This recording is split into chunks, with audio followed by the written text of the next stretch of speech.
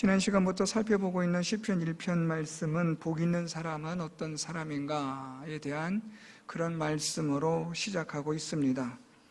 복 있는 사람은 누구인가? 또 어떤 사람이 복이 있는 사람인가?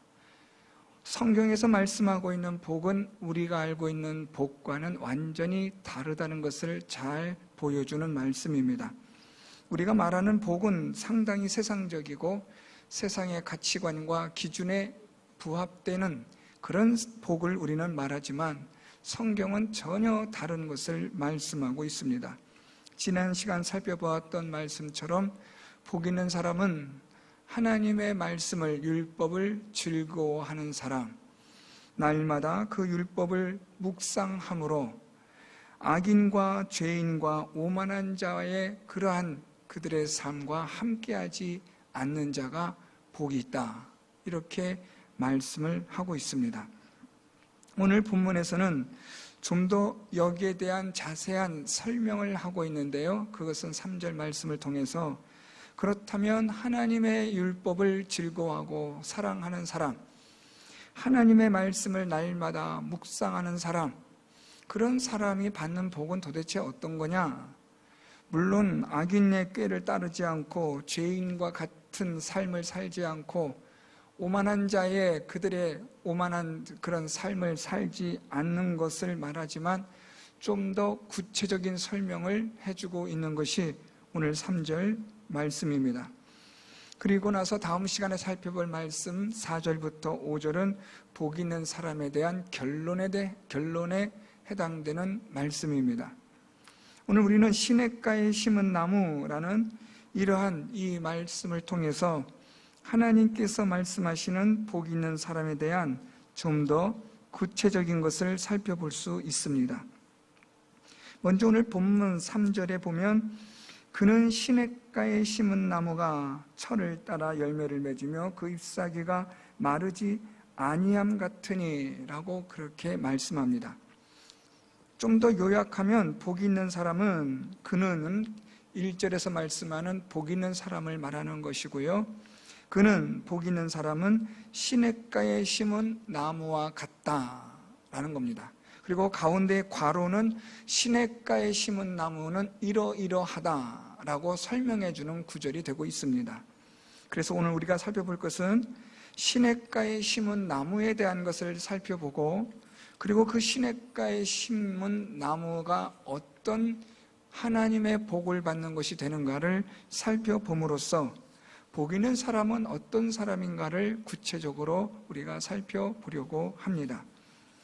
먼저 첫 번째로 시냇가에 심은 나무라는 말씀인데요, 이것을 조금 더 정확하게 우리가 표현한다면 시냇가에 심겨진 나무가 더 정확한 표현입니다.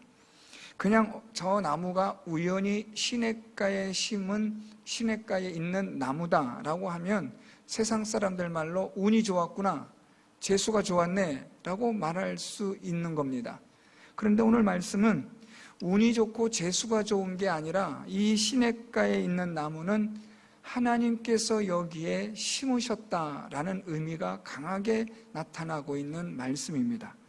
그래서 시냇가에 심은 나무, 이것은 정확하게 표현하면 시냇가에 심겨진 나무다라고 그렇게 보시면 됩니다. 하나님께서 옮겨 심으셨다라는 겁니다. 하나님께서 어디로부턴가 이 나무를 뽑아서 지금 이 시냇가로 하나님이 옮겨 심으셨다. 그래서 이 하나님께서 옮겨 심은 이 시냇가에 심겨진 나무는 복이 있다, 이런 설명이 되는 겁니다. 이렇게 시냇가에 심겨진 나무에 대한 말씀을 하고 있는데, 그러면 이 시냇가는 어떤 시냇가냐, 도대체 어떤 곳이길래 여기로 하나님이 옮겨 심으셨을까 하는 겁니다. 오늘 여기서 말씀하고 있는 이 시냇가는 우리가 생각하는 물이 졸졸 흘러내리는 그런 시내가 아닙니다. 또 물이 많이 흘러내려가는 그런 시내를 뜻하는 것도 아닙니다. 우리가 잘 아는 그러한 우리나라에서도 익숙하게 볼 수 있는 것인데요, 저수지로부터 물을 밭으로 논으로 끌어들이기 위하여 만든 인공적인 관계 수로를 말하는 표현입니다. 그래서 오늘 이 시냇가는 아주 의도적이고 계획적으로 만들어졌다, 이렇게 이해하시면 옳습니다. 하나님께서는 아주 계획적으로 의도적으로 하나님이 옮겨 심으신 이곳이 하나님의 땅이며 생명의 땅이며 이곳이 축복의 땅이 된다라는 겁니다. 그래서 이 시냇가는요, 물이 마르질 않습니다. 이 시냇가는 물이 계속해서 흘러내려가는 시내입니다. 왜냐하면 위에 이 시냇가의 원천이 되는 그 높은 곳에 이 시내의 원천이 마르지 않는 저수지와 같은 곳이 있기 때문입니다. 도대체 이 세상에 그런 저수지가 어디 있을까? 우리나라에도 큰 댐들, 조금만 기근이 있고 가물면 이렇게 바닥을 드러내는데 도대체 세상에 그렇게 마르지 않는 수원이 풍성한, 풍부한 그런 저수지가 어디 있는가? 우리는 그렇게 되물을 수 있습니다. 오늘 여기서 말씀하고 있는 이 저수지는 바로 하나님이십니다. 하나님이 이 모든 시냇가로 흘러가는 물에 저수지가 되시고 댐이 되시는 겁니다. 하나님이 저수지가 되시기 때문에 물이 마를 수가 없는 겁니다. 이 물은 영원히 흘러내려가는 물이 될 수밖에 없습니다. 왜냐하면 하나님께서 영원하시기 때문입니다. 이렇게 하여 이 하나님께서 흘려보내는, 하나님이 흘려주시는 이 물로 인하여 이곳에 심겨진 나무들은 다 오늘 말씀처럼 시절을 따라 철을 따라 열매를 맺고 잎사귀가 마르지 아니하고 모든 일이 다 형통할 수밖에 없는 겁니다. 하나님께서 이렇게 이 시냇가에 옮겨진, 이 심겨진 나무에 날마다 하나님께서 물을 주심으로 이 시냇가에 심겨진 나무가 복을 받는 겁니다. 그렇다면 이 시냇가에 심겨진 나무가 받는 복이 어떤 복인지를 살펴볼 필요가 있겠죠. 오늘 말씀을 따라 보면 세 가지가 있습니다. 첫째로 철을 따라 열매를 맺는다. 두 번째는 잎사귀가 마르지 아니한다. 마지막 세 번째는 형통하다라는 세 가지의 복을 말씀합니다. 하나님께서 심겨 놓으신 시냇가에 심겨진 나무가 받는 복이 이와 같으며 이 복은 오늘 지난 시간에 살펴봤던 1절과 2절에 복 있는 사람이 받는 복과 동일한 것입니다. 먼저 철을 따라 열매를 맺는다라고 말씀하는데 이 철을 따라 열매를 맺는다는 것은 쉽게 생각하면 계절을 따라 열매를 맺는다라는 의미가 됩니다. 계절을 따라 열매를 맺는다라고 말하면 지금 열매를 맺는 계절이 여기에 맞는 열매를 맺고 또 다음 계절이 되면 그 계절에 맞는 열매를 맺는다라는 겁니다.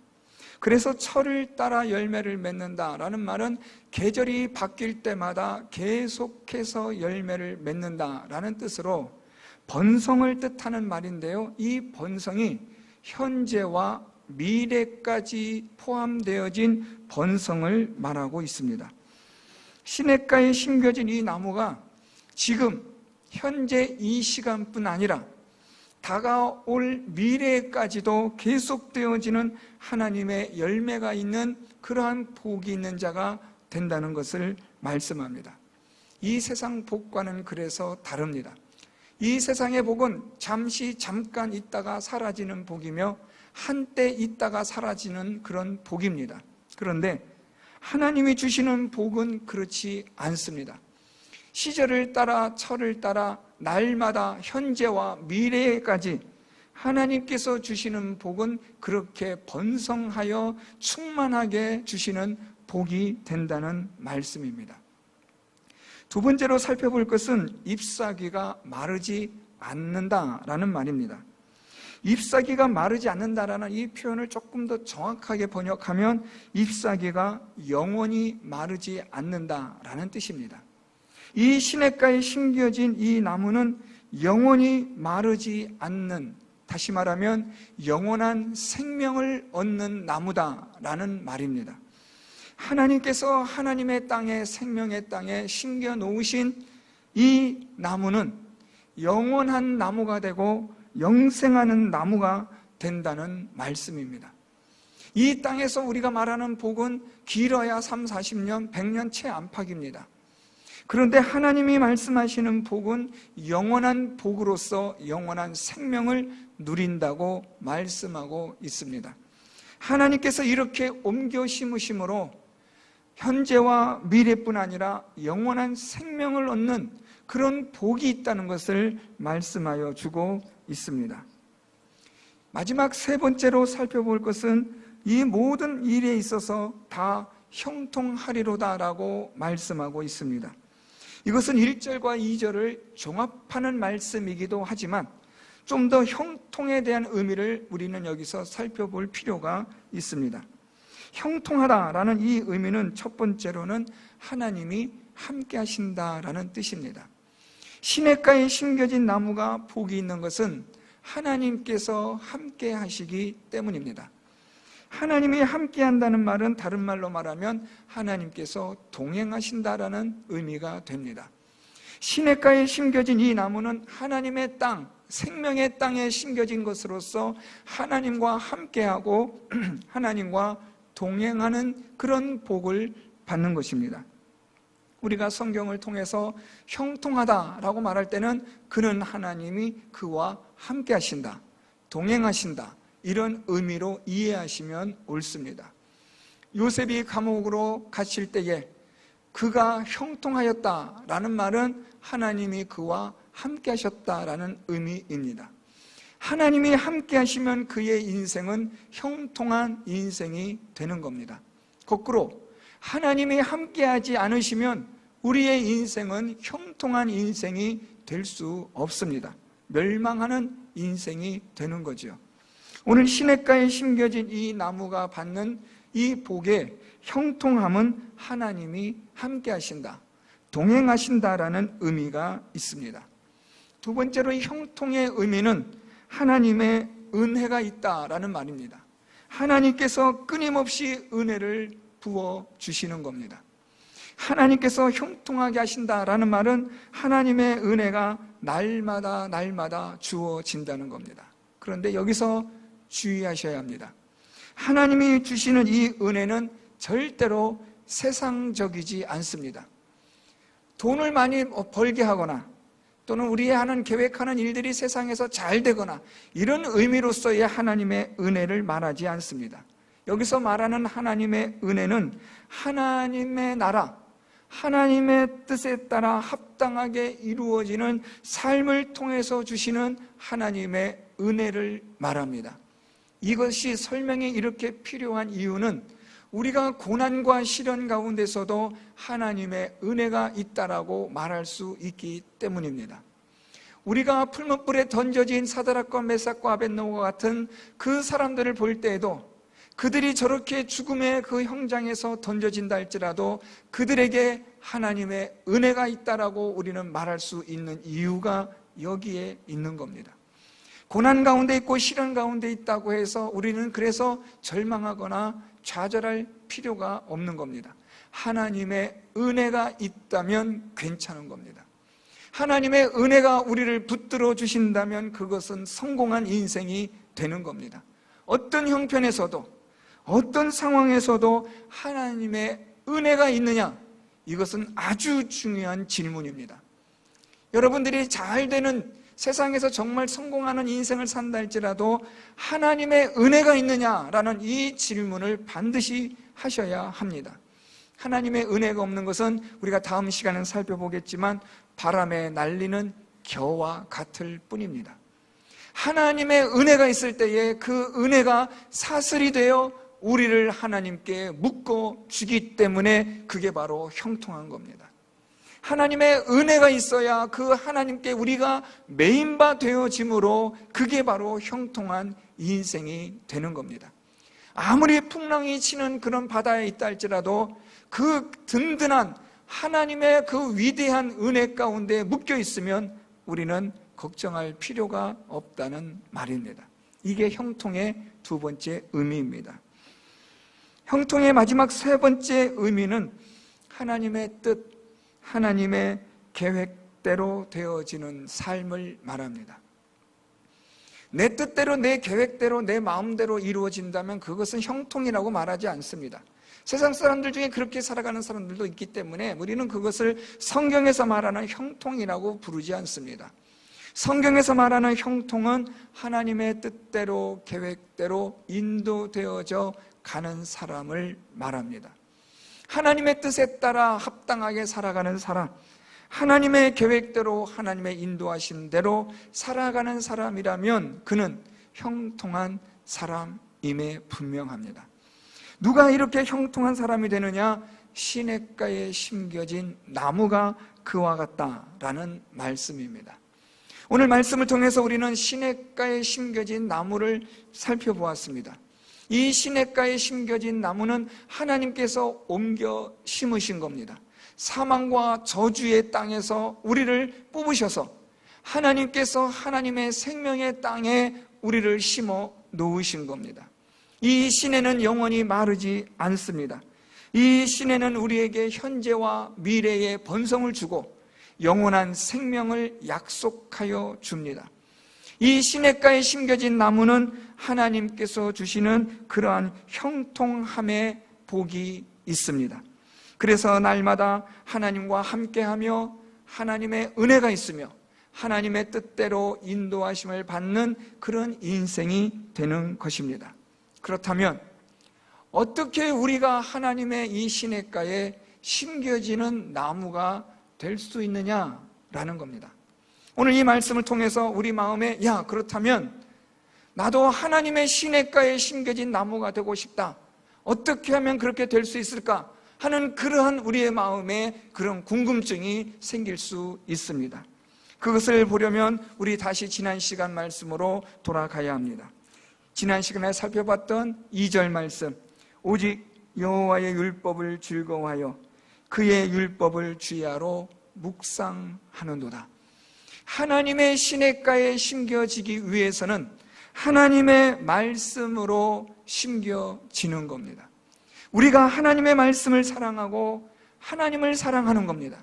그래서 날마다 하나님의 말씀을 우리가 묵상하고 하나님의 말씀대로 행하며 살아가는 삶을 우리가 살아가는 겁니다.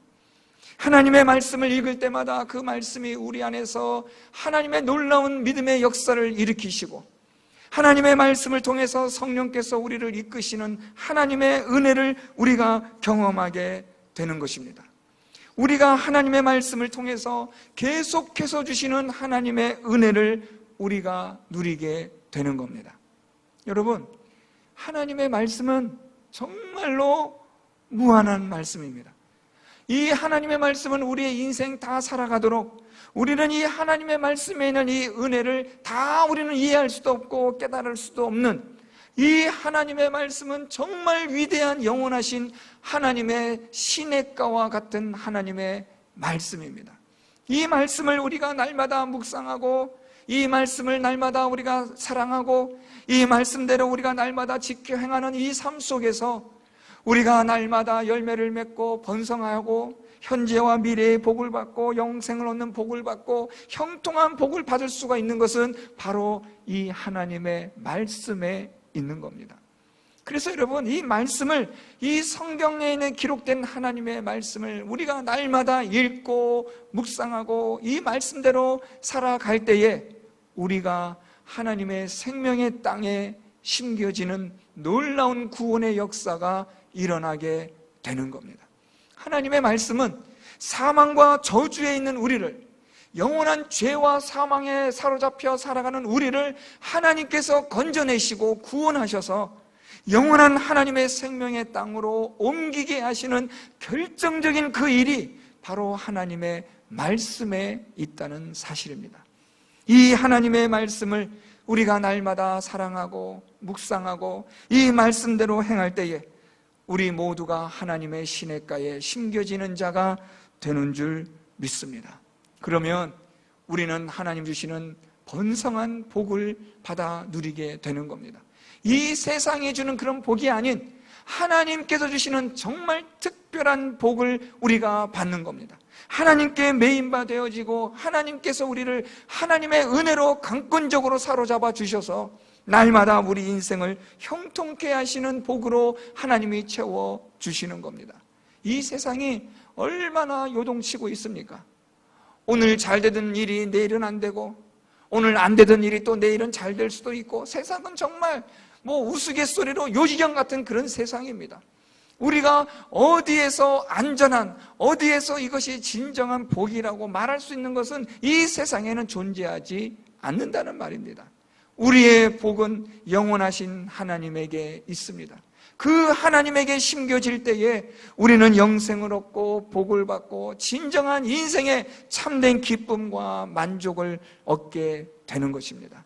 저는 우리 성도 여러분들이 하나님에게 심겨지는 자가 되시기를 축복합니다. 이 세상에 심겨지면 안 됩니다. 이 세상에 뿌리를 내리면 세상과 함께 멸망할 수밖에 없습니다. 하나님에게 뿌리를 내리시고 하나님에게 심겨진 자가 되시고 하나님의 시냇가에 심겨진 나무가 되셔야 오늘 말씀처럼 철을 따라 열매를 맺고 또한 여러분들의 삶이 날마다 잎사귀가 마르지 아니하는 영원한 복을 받으며 형통한 하나님의 복을 받게 되는 것입니다.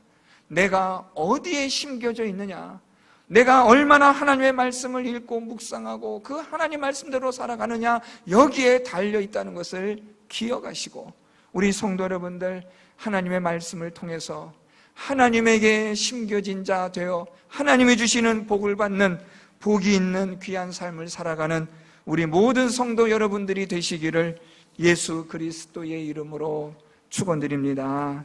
말씀을 생각하며 함께 통성으로 우리 기도하도록 하겠습니다. 하나님 아버지, 오늘도 주신 하나님의 말씀을 통해서 시냇가에 심겨진